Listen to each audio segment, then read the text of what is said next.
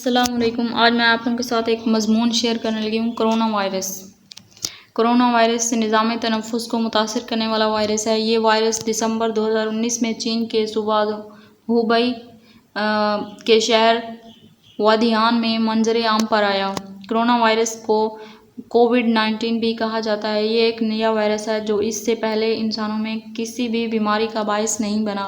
اس virus سے لاکھوں افراد متاثر ہوئے اور بہت جلد ہی یہ عالمی وبا کی شکل اختیار کر گیا۔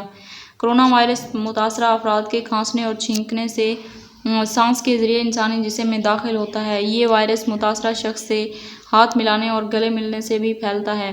کرونا وائرس کی علامات میں تیز بخار، خشک کھانسی، تھکن، لعاب دہن کا خروج، دم گھٹنا یعنی کہ سانس لینے میں تکلیف، پٹھوں کا درد، جوڑوں کا درد اور گلے میں سوزش شامل ہیں۔ کسی متاثرہ شخص میں کرونا وائرس کی علامات 2 سے 14 دن یا 5 دن کے اندر ظاہر ہوتی ہیں۔ اگر مرض شدت اختیار کر جائے تو مریض کو نمونیا ہو جاتا ہے اور سانس لینے میں خطرناک حد تک دشواری کا سامنا کرنا پڑتا ہے۔